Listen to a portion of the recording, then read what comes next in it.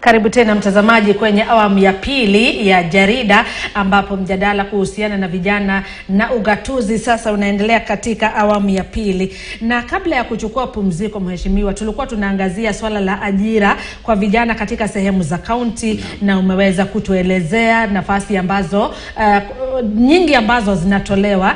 Lakini utapata kwamba kuna hili swala la vijana ambao wanapata sasa kazi za ofisi kwenye hizo kaunti, mazingira ya utendakazi ni magumu.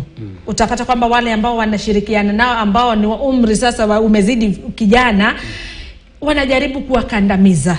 Tatizo liko wapi? Ama hawa vijana wanufaike vipi ili mazingira pia yaweze kuwafaa, waweze kuendelea na kazi yao?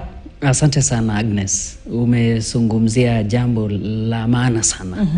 Kwamba output ambayo inajitokeza kwa yule mtu ambaye anafanya kazi inategemea mazingira yake. Kabisa. Na mazingira inaweza kuwa pale ofisi ambayo anafanyia kazi, amepewa nafasi gani, ako na ofisi gani, ako na kiti, ako na meza, ako na kompyuta. Inategemea pia wale ambao wako juu yake, ama pia wenzake, wale wenzake ambao wanafanya kazi wote pale pamoja.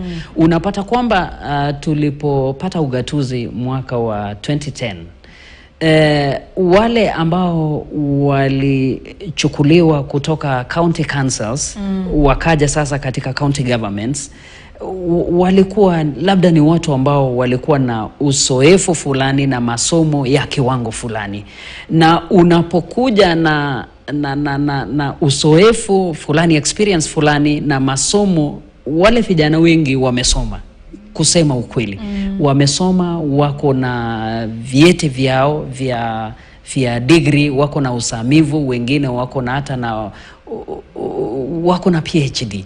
Na wanapokuja na wanapata supervisors ambao labda kiwango chao kilikuwa tu cha diploma, unapata kwamba interpersonal relationships haitaweza kuendelea vizuri. Unapata kwamba pia wanapoingia katika mazingira kama yale, wao wamekuwa generation nyingine. There is what is called generation gap. Wao wengine wako katika millennial generation Z. Wale ambao wako katika ofisi zile ni wazee ambao sasa wanaelekea kustaafu. Na unapata kwamba hii gap katika generation yao inaleta shida katika ofisi zile. Na labda wengine wanaona labda sasa wanadhulumiwa, labda wengine wanaona mazingira kama yale haiwafai. Lakini tunataka kuhimiza vijana wetu kwamba utakapopata nafasi katika serikali zote, iwe ya kitaifa, iwe ya county, tumia nafasi ile kupata uzoefu fulani. Utakapopata uzoefu fulani na miaka yanaendelea kwenda, wewe pia nafasi yako utapanda katika cheo, na utakuwa na sasa nafasi vizuri ya kuwasaidia vijana wenzako na kuwapa uzoefu fulani katika kazi ambazo zinapatikana katika kaunti zetu. Kwa sababu wewe ni mwakilishi wa bunge la kaunti ya Kericho, katika kuendesha shughuli za bunge pia nyinyi inawaathiri vipi ikilinganishwa kama nyinyi ni vijana, ikilinganishwa na wale sasa ambao wamepita umri wa vijana? Hali hii pia inawaathiri vipi? Asante sana. Wakati mwingine tunapoangaliwa kama vijana, unajua kazi yetu ni chap chap. Kazi yetu ni kwenda mbio. Wale pia wanaangalia labda ni kana kwamba wajifanya, kana kwamba wataka kuonyesha kwamba wajua mambo mengi, na mambo mengi ambayo pia yanakandamiza utenda kazi ambao unaendelea katika bunge ile. Lakini tumekubaliana kwamba wakati ambapo umepata kazi kufanyia raia, tumekubali kwamba kiongozi yule apewe huru wa kufanya kazi yake. Wale wengine ambao wanapiga hatua haraka wapewe nafasi yao. Wale ambao wanafanya kazi yao katika hali ya polepole na uzoefu fulani pia waachwe tu wakifanya kazi yao. Lakini yule kiongozi apewe nafasi yake ya kufanya kazi yake jinsi anavyotaka katika uzoefu wake na katika mazingira yake. Naam. Na wakati mnakaa kwenye meza, wakati mnapozungumza kuangazia jinsi ambavyo pia mtasongesha kaunti kupitia labda ni maandalizi ya kuwasilisha kama ni hoja kwenye bunge, mnafanya vipi ili kuweza pia kuhakikisha kwamba usemi wenu nyinyi kama vijana unasikika na wale ambao ni wenzenu kwenye bunge ambao wamepitisha umri wa vijana? Mnafanya vipi ili kuhakikisha kwamba hata usihofie kutoa ile hoja ambayo uko nao ama hisia zako? Mnafanya vipi? Kwa sababu labda wakati mwingine mnapuuzwa. Naam. Lakini jambo la kwanza ambalo wale watu wana shukuru ama wanakubali katika vijana ni kwamba vijana wamesoma. Na vijana wako na uzoefu wa hali ya juu. Na vijana pia wako na network na mtaguzano ambao umekimbia sana wa kisasa. Wale pia wamekubali tu kwamba wakati ambapo unawaelezea vizuri na kuwachanganulia swala kama lili na kuwaeleza jinsi ambavyo itawafaa watu katika vitongoji na kule nyumbani, wanakubali tu, watakubali. Lakini ukikimbiza sera zako ama ukimbiza hoja yako kabla ya kuwaelekeza na kuwajulisha hoja ile itawafaa vipi, mtatengana nao. Sasa tumekubaliana kwamba kama kabla hatujaleta hoja fulani katika mesa yetu, katika bunge letu, tutazungumza nao na kikao cha faraga.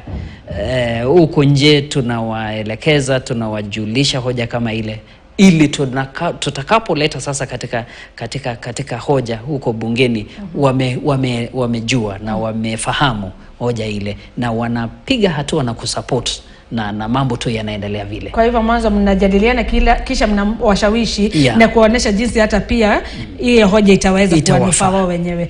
Kuna swala la zabuni. Naam. Utoaji wa zabuni kwenye serikali za kaunti, vijana wananufaika, wanapata ama bado wanaendelea kusalia hawapati? Asante sana Agnes. Swala hili ni swala tata sana, haswa katika kaunti zote na hata serikali kuu. Tumekuwa na sheria na muongozo kwamba zabuni katika serikali zote za kaunti na pamoja na serikali kuu 30% iweze kuwaelekeza vijana na kuelekea kwa kina mama na wale watu ambao wamepewa wamekuwa abled differently. Wale watu ambao wanaonekana wako na ulemavu katika miili yao. Lakini unaona tu kwamba sheria kama zile na miongozo kama ile iko tu katika karatasi, haijaweza kutekelezwa kikamilifu. Na unapoona kwamba pia labda wakati ambapo inataka kutekelezwa pia itasemekana kwamba tena pia ni kina nani unajua. Sasa inaenda kwa watu ambao labda ni walemavu lakini kwa kujuana pia. Sasa unaona kwamba sheria ile imewekwa na miongozo ile imewekwa, lakini kutekelezwa kikamilifu jinsi ambavyo imeandikwa katika miongozo tofauti ndiyo shida. Lakini serikali kuu na serikali za kaunti na katiba yetu imeeleza bayana kwamba vijana, kina mama, walemavu wapewe 30% katika sabuni ama tenders ili waweze pia kujinufaisha katika zile kazi.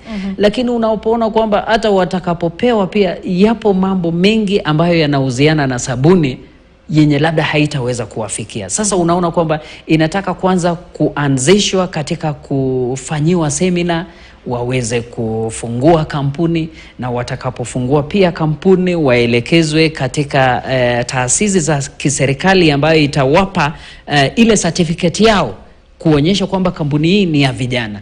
Wengi tu wanaweza fungua kampuni, lakini wasipokuwa na ile certificate ambayo inaonyesha kwamba kampuni hii ni ile ya vijana inayotolewa na taasisi ya vijana katika serikali kuu, hawawezi wakanufaika. Sasa mambo mengi yanahitajika kufanyika pale ili vijana wetu waweze kunufaika kikamilifu katika sabuni ambayo zinapeanwa katika serikali zetu za county.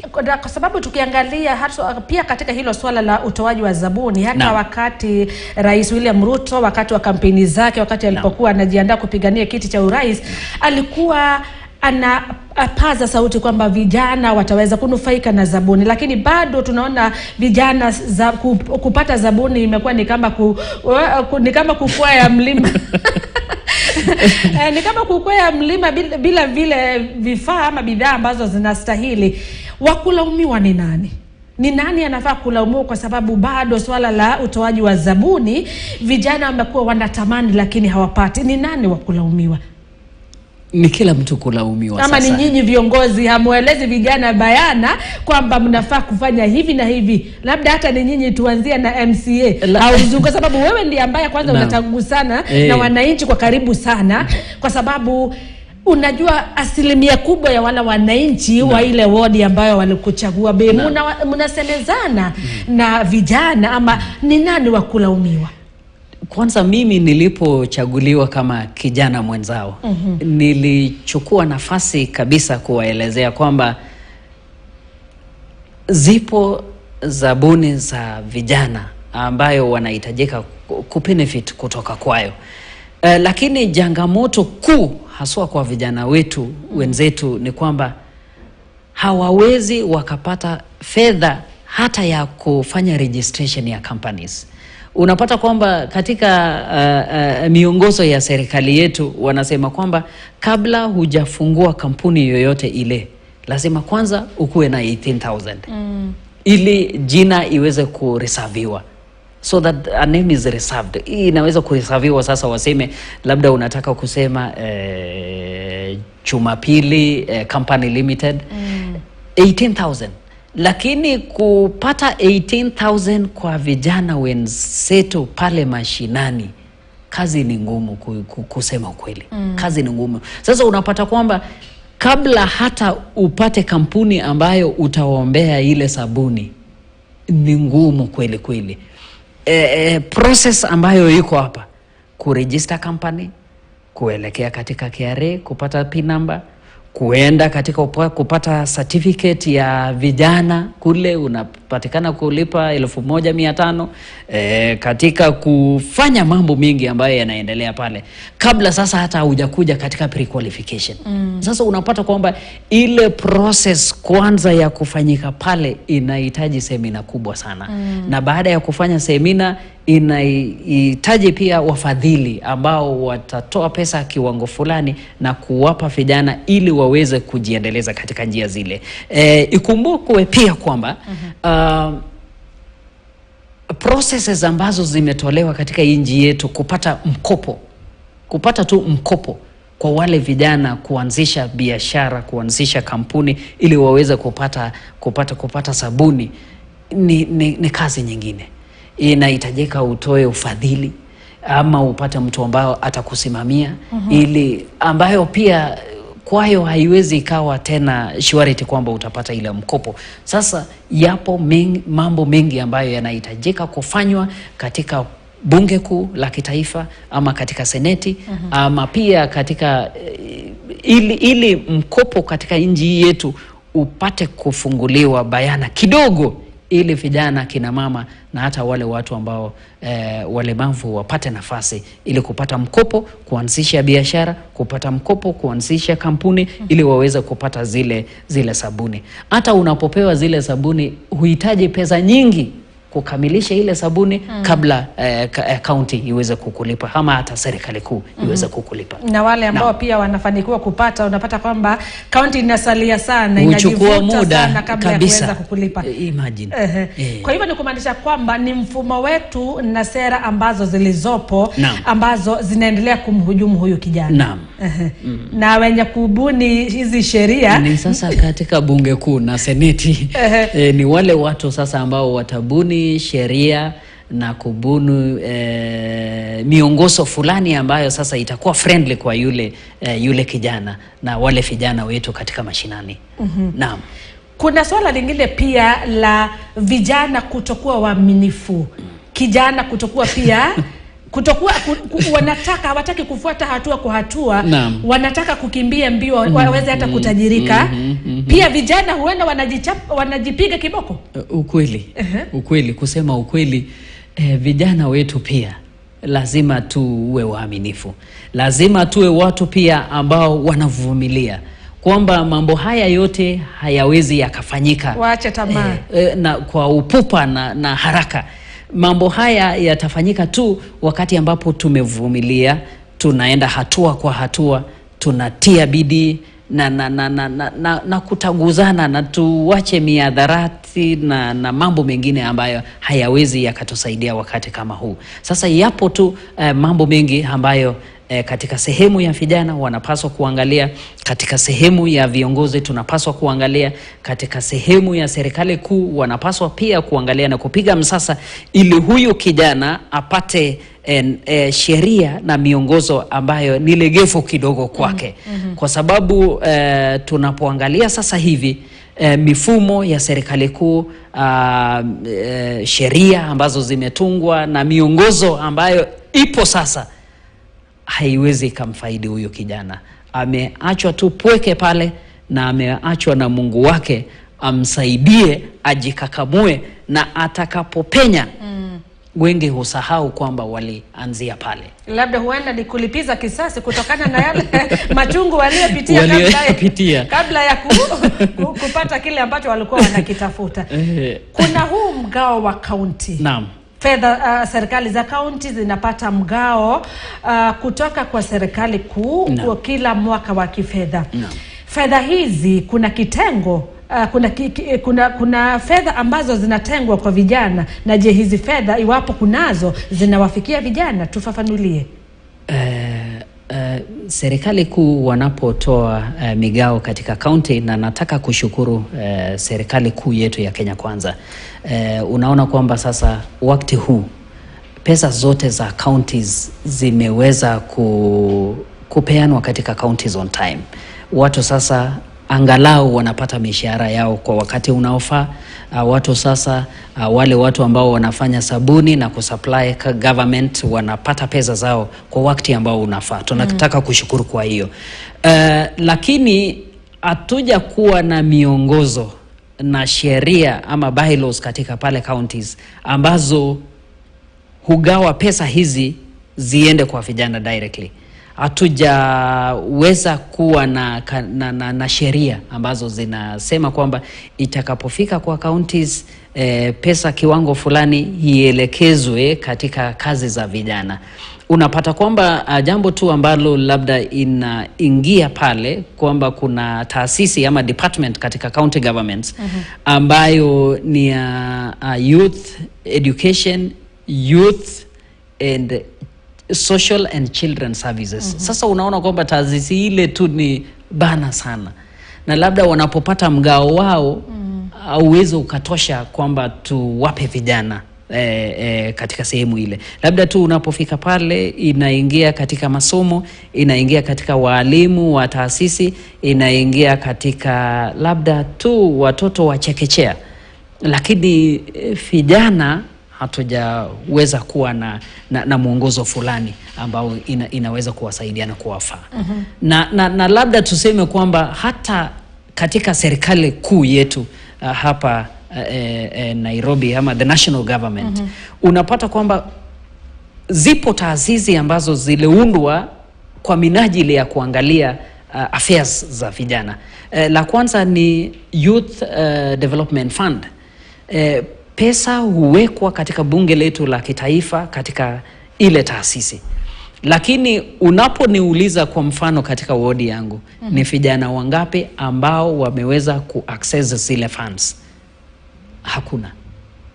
Na pesa zinawekwa pale, unashangaa zinaenda wapi? Mbona hawapati? Labda kwa sababu wewe ni kiongozi wao, mbona hawapati? Ile taasisi hata haifiki huko. Ni taasisi tu ambayo iko hapa Nairobi. Umejaribu kufuatilia labda kwa sababu ili vijana wako wanufaike? Unapata kwamba pia ile taasisi ina mtaguzano na kiti cha mbunge. Unapata kwamba fedha za kina mama inakuja kwa yule mbunge. fedha za vijana inakuja kwa yule mbunge, za CDF inakuja kwa yule mbunge, na Uwezo Fund inakuja kwa yule mbunge. Sasa mambo mengi yanaelekea pale, lakini zile taasisi na ofisi ambazo zimeundwa hazijafanya kazi kikamilifu kufikia wale vijana pale nyumbani. Na pia viongozi wengi wanachukulia nafasi kwamba wale vijana hawajapata information kwao, wanapata kwamba ni mpenyo wa kufanya tu mambo yao. Lakini nataka kuwajulisha vijana kwamba imefika wakati ambapo sasa kwayo tunataka kuchukua maneno ya Martin Luther King ambaye alisema kwamba freedom is not given. Freedom must be fought for and grabbed. Kwamba ili upate ule uhuru lazima upiganie na lazima hujukumike ili upate ile nafasi. Nataka kuwajulisha vijana waamke, wajipeperushe kikamilifu sasa kipindi kichacho cha 27, wasimame wao wenyewe sasa. Lakini ili wapate nafasi. 27 bado kuna miaka, sasa tuko 23, kuna 24, 25 na 26. Mjaribu kufanya kitu angalau vijana waweze kupata afueni, na umeweza kueleza vizuri kwamba kupata huo uhuru lazima wajipiganie. Wasitarajie tu kuletewa pale mlangoni na kiongozi, waweze pia kujitokeza na wasimame kidete, wajipiganie. Asante sana Naman Rop, mwakilishi wa wadi ya Soin iliyoko katika kaunti ya Kericho. Bila shaka ameweza kutueleza mengi kuhusiana na masuala ya vijana.